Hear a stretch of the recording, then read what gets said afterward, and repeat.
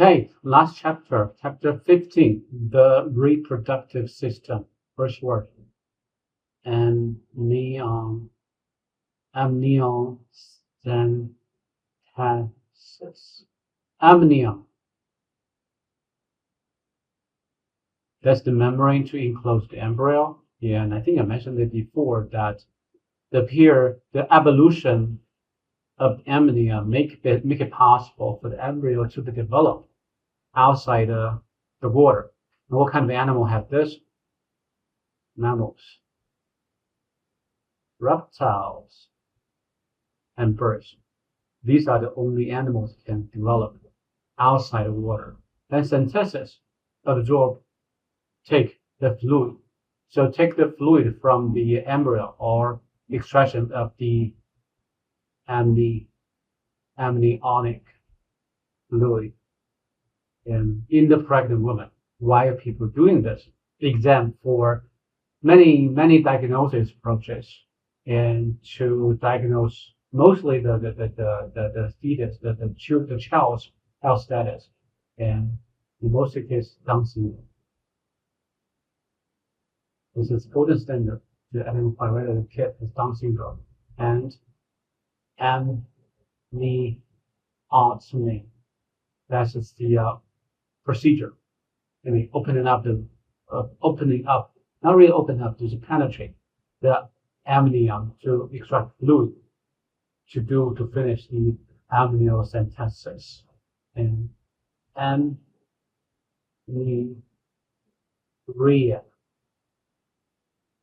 Amniuria. So this is the leakage of the amniotic fluid before the baby birth, and it can be caused. It can be caused by amniocentesis and for other reasons. And amnioscopy, like a colonoscopy, is basically insert some of the cameras inside the uterus to look into the baby. However, this technology is not very common use nowadays because it can potentially hurt the baby and you only see the lower part. You cannot insert a camera all the way surrounding the baby to see every part. So nowadays, I mean, mostly this approach is replaced by ultrasound, which is ultrasonic image, which is much safer. Yeah. Next, the cervicectomy. Again, ectomy, remove something. Cervical, cervix. Remove the cervix. Why you need to remove the cervix? In many cases, where's the cervix? So, say, this is the uterus, and the uterus itself is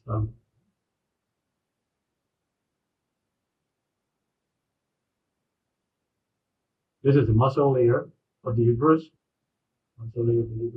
here, and this is the internal layer of them. And there's a narrow path entrance you won't get into the uterus. This called cervix. Cervix normally is filled with a gel-like structure to protect internal region of the uterus, cervix. And why would you remove the cervix? Because in many cases, cervical cancer. Okay, next one. Endocervicitis. Itis again, inflammation. Internal lining, and it's here. This region have inflammation, and it's often caused by infection, especially sexual transmitted infections. So episiotomy,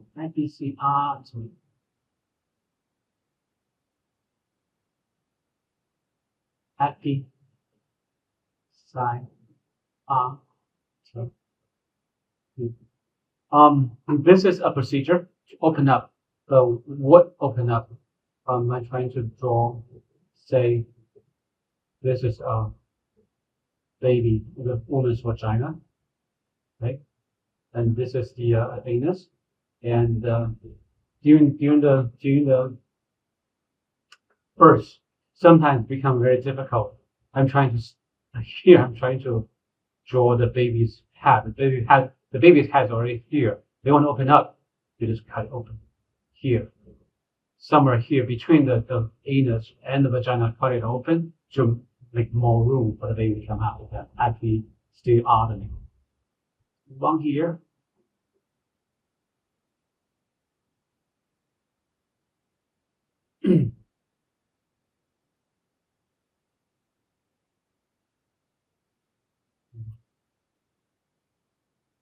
Happy style.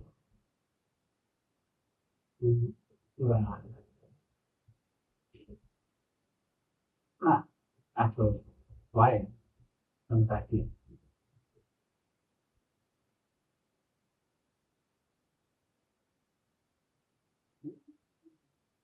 Good. So when you open it up, you cannot let it go like that. It's suture here. And the suturing call it epicyle rapid suture back, rapid cell back. Now we can.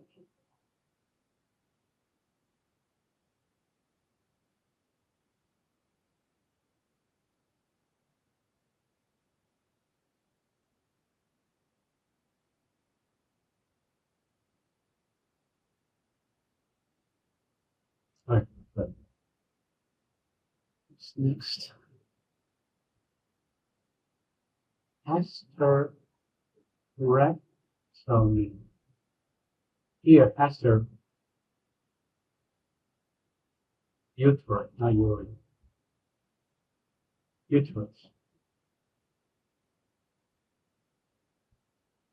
Uterus. Ectomy, remove the uterus.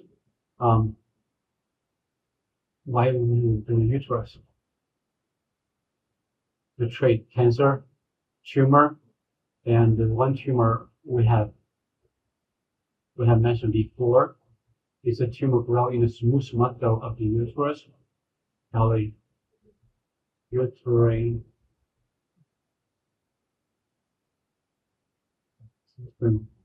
fibroids, right? Fibroids, uterine fibroids, and other things. And again, Hyster again means Hyster means the uterus, and hysterorexis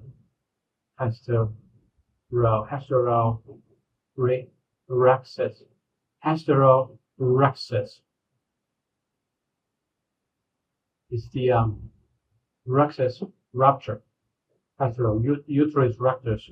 So this is the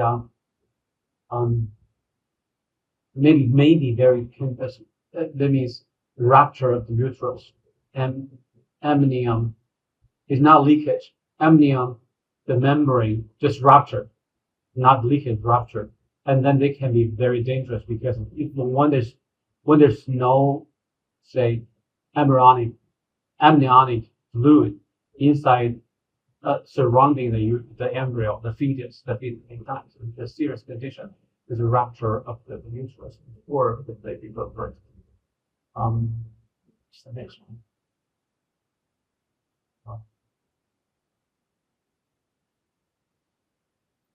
Hysterectomy. Before we see this one, hyster means uterus.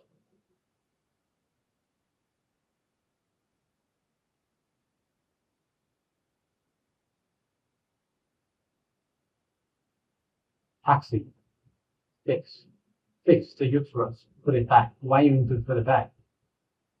To treat another condition called uterus prolapse.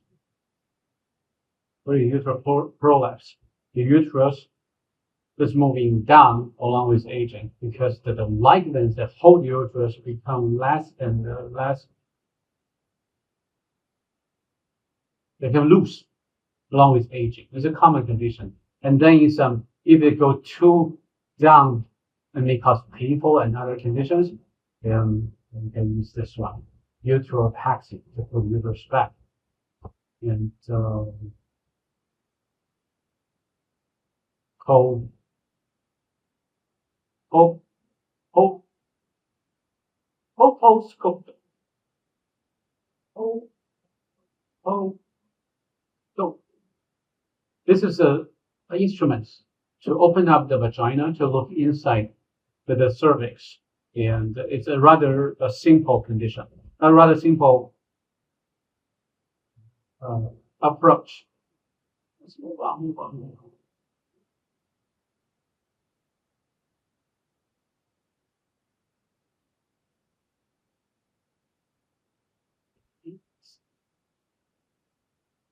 No, you're not done.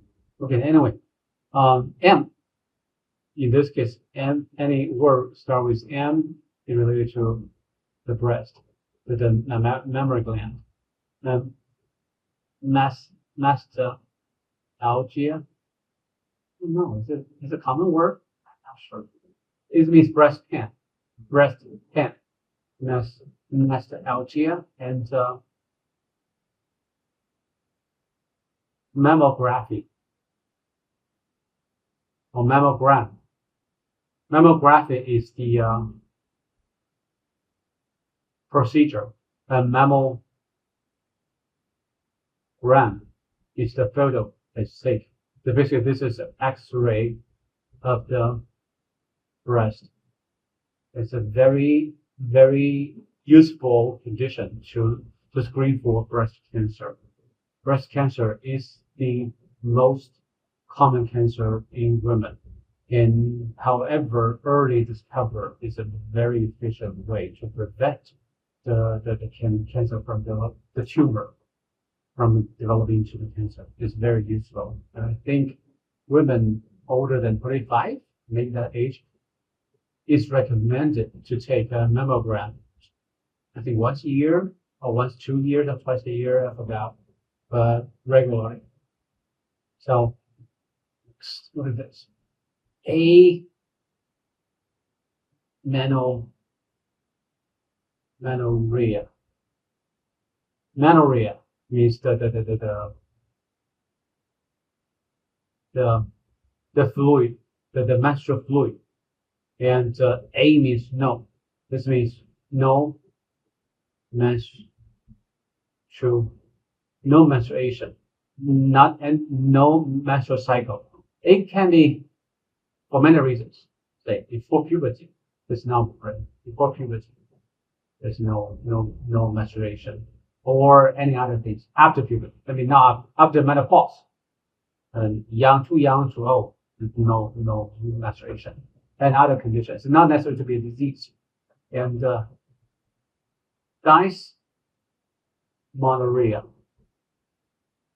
It's dys means abnormal menstruation, and in this case, it's a painful menstruation. The pain largely because this uterus contract too much because it's painful. This is next one.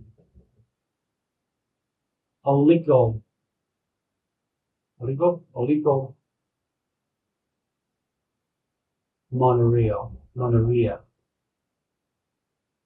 To feel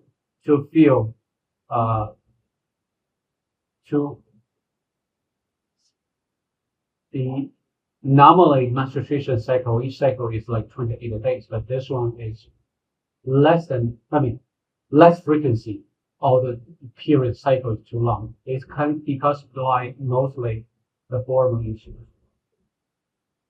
And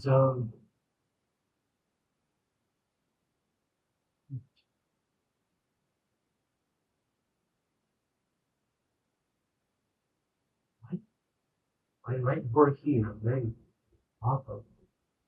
Monorrhea. Monorrhea here means too much menstrual fluid, the blood. every cycle. I mean, oh, not too much blood. I mean, every cycle, if this blood is showing more than 7 days, it's too long.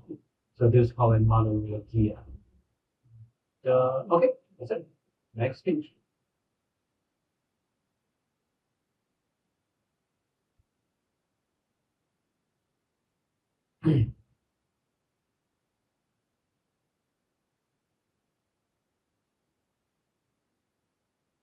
Yeah. Oh, and the endomention and the myomention. So this is the uterus. And in the uterus, the most out layer, this is a membrane for a structure called peri. Not in space.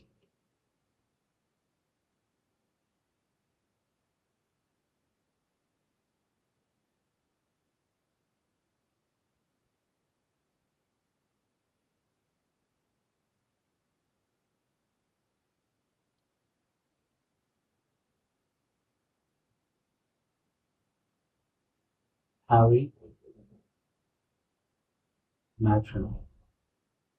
Perimetrium. This is a membrane space. And then above the perimetrium, this is a muscle layer. Very thick muscle layer.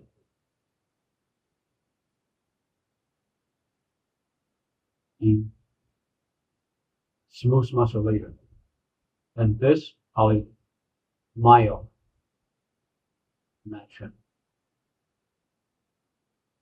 This layer. And then on top of the muscle layer, this is the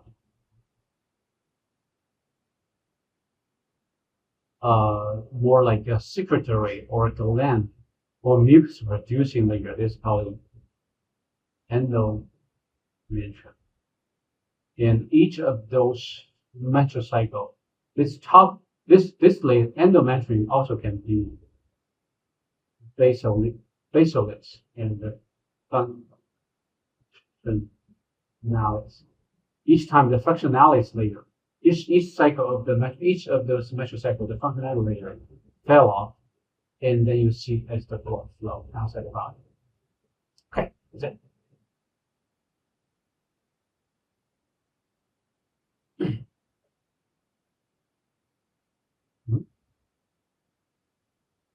Menstrual. Haven't we just mentioned this? Oh, menstrual. That means it's supposed to be, for example, 1 week. You have only 1 month. You have only about 7 days. You have the blood, but outside this regular cycle, you also blood is showing up in a day that's called menstrual because there's something wrong with the uterus.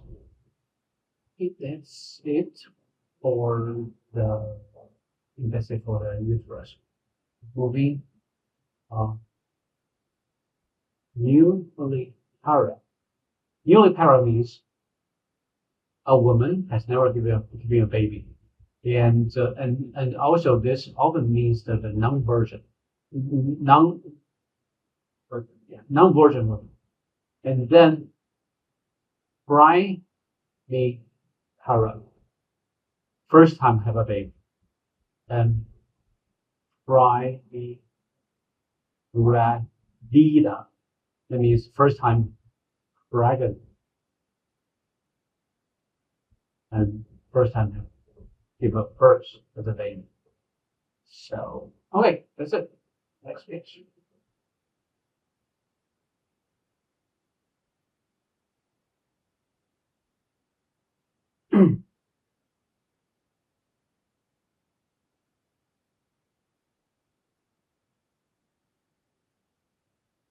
Antepartum. I don't think it's regularly used because there's another word. It's same as prenatal. I believe prenatal is more often used. It refers to the baby before the baby was born. This this period of prenatal period or antepartum, and then postpartum is same as postnatal after the baby was being born.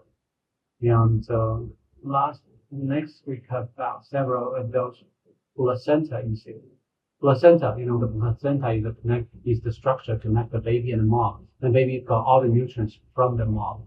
And placenta previa, that's a very serious, dangerous condition. So this is the uterus, and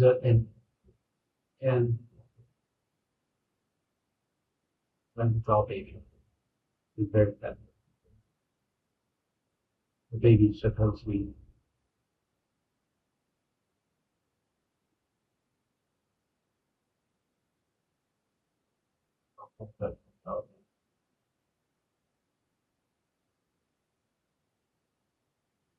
baby's neck,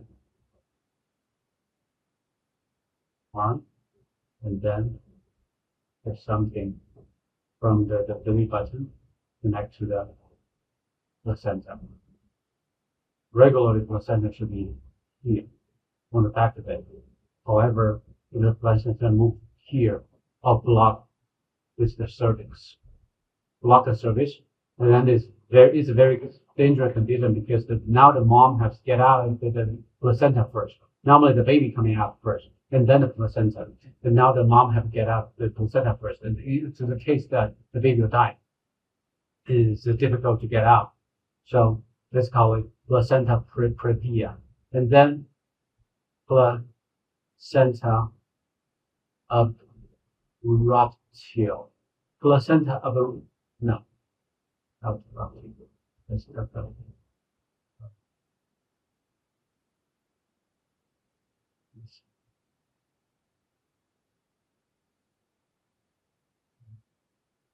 Looking to this.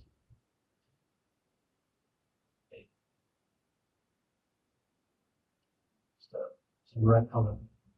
Drop placenta. So this is the placenta. This is the placenta. So let's talk about this one. Abruptio first. That means this is nice here. Now this is a good placenta is attached to the uterus, and then if before birth the placenta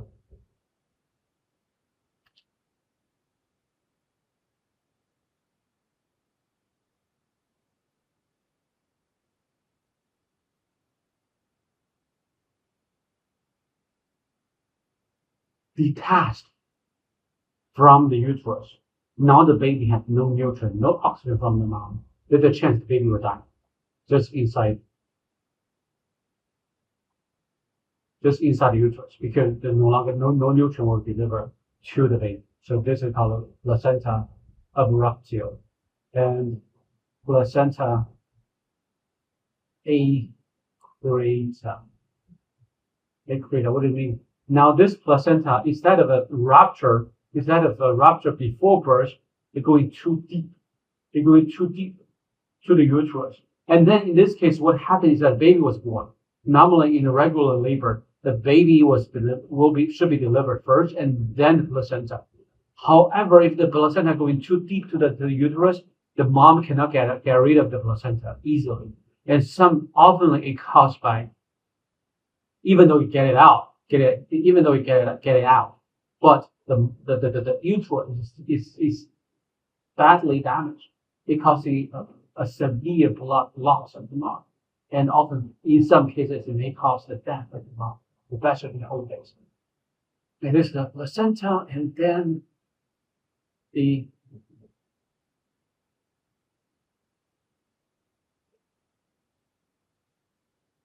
ectopic pregnancy. Ectopic pregnancy. I think we mentioned this before, pregnancy. So it means that the uterus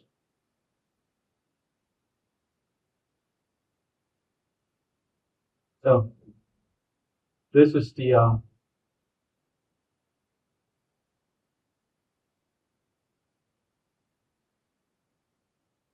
This is the uterus, and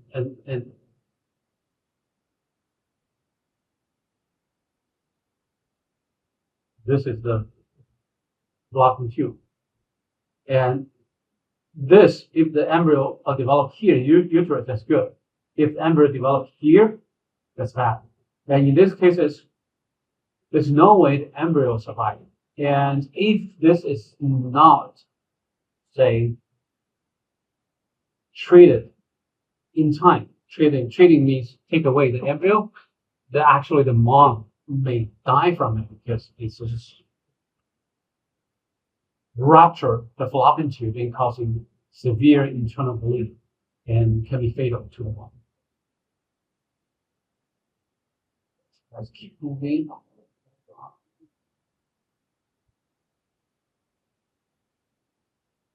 I think we are done for the female, and let's see the male.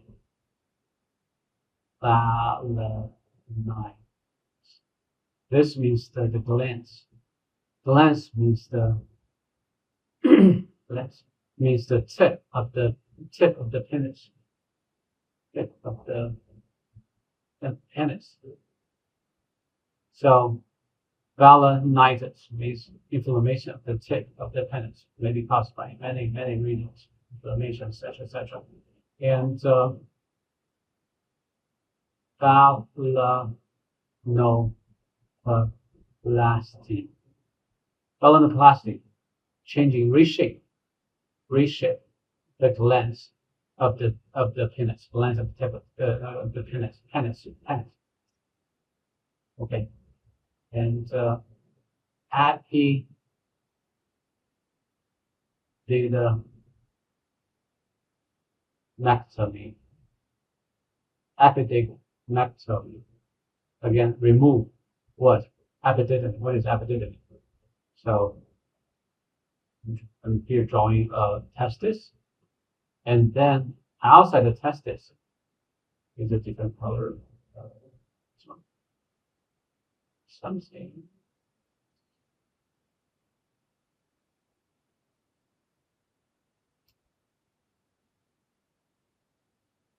Something lying on top and beside the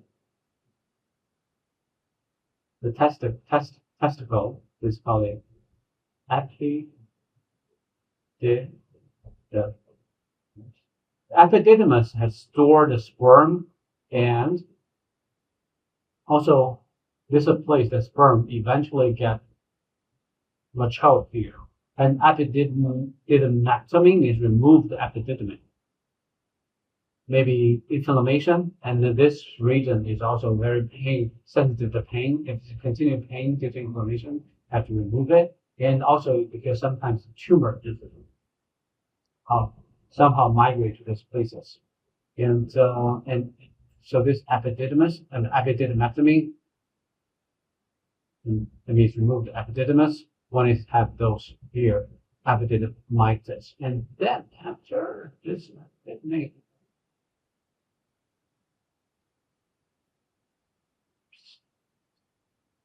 this is vas efferent. The vas efferent is the duct to deliver the sperm delivery, and then the vasectomy means remove the duct. In many cases, say this is the vas efferent. We just cut in the middle and make a ligation. Stop here. So in this case, there's no sperm is transported. And what is used for? It's normally not to treat any disease, but rather is a common sterilization approach for the male. It's a male sterilization approach. And then it's completely, this is the most reliable approach of birth control because the sperm cannot be delivered all the way to the downstream events at all. And however, if you change your mind, you want to put it back, it's still doable. You need another surgery to connect it back. So that's all for this semester. I hope you like this class. Okay, bye.